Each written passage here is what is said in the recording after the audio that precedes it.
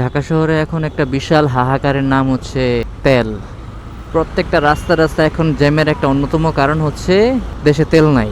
এই যে সিরিয়াল দেখতেছেন, পুরো সিরিয়ালটা কোনো একটা পাম্পের পিছনে একটা দেখে আসলাম, আর একটা বড় সিরিয়াল ওই পাম্পের পর থেকে আরেকটা পাম্প সামনে আছে, ওই পাম্পের সিরিয়াল হচ্ছে এটা। দেখতেছেন প্রাইভেট কারের কত বিশাল বহর।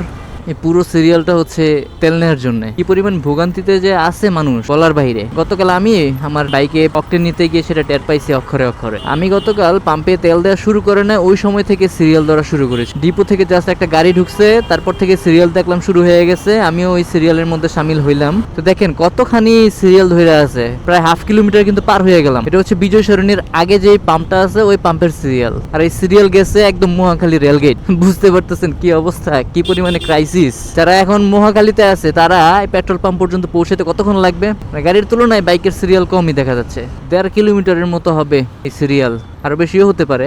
আল্লাহু আকবার, আল্লাহু আকবার। আল্লাহ সব সহজ করে দেখ। বাংলাদেশ সহ পুরো বিশ্বে যে ক্রাইসিস শুরু হয়েছে যুদ্ধের কারণে, সেই ক্রাইসিস দূর হয়ে যাক। হাজারো লাখো মানুষের দুর্ভোগ। যুদ্ধের কারণে তো তেল সংকট আছেই, তার পাশাপাশি বাংলাদেশে কিছু অসাধু ব্যবসায়ীদের জন্য আরো ক্রাইসিস দেখা দিয়েছে, যারা এই সুযোগে মজুত করে রাখতেছে প্রচুর পরিমাণে তেল। পেট্রোল পাম্পে গেলে দেখা যায় তেল নাই, কিন্তু আসলে তারা কি করতেছে, প্রতি লিটারে 5 টাকা 10 টাকা বেশি দিয়ে কিছু অসাধু ব্যবসায়ীদের কাছে এই তেল তুলে দিতেছে।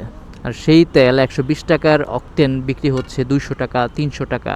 এই হচ্ছে অবস্থা, এই হচ্ছে আমাদের দেশের ব্যবসায়ীদের অবস্থা, সুযোগ সন্ধানীদের অবস্থা। আর আমরা যারা অতিরিক্ত সচেতন বাঙালি, যাদের 1 লিটার দিয়ে হয়ে যেত, তারা এখন নিচ্ছে 10 লিটার 20 লিটার। বাসায় গিয়ে আবার সেই তেল বাইক থেকে বোতলে সংরক্ষিত করে রাখতেছে। আসলে না করে উপায় কি? যে পরিমাণ সিরিয়াল ধরতে হয়, 3 ঘন্টা 4 ঘন্টা 5 ঘন্টা সিরিয়ালে দাঁড়িয়ে 3-4 লিটার তেল দেয়, না করে উপায় নাই, বাধ্য হয়েই মানুষ করতেছে। কিন্তু এই অবস্থা খুব তাড়াতাড়ি যদি সামাল দেয়া না যায়, এটা আরো বড় আকারে সমস্যা সৃষ্টি করবে। যাই হোক, আল্লাহ সবাইকে বুঝদান করুক, সচেতন করুক।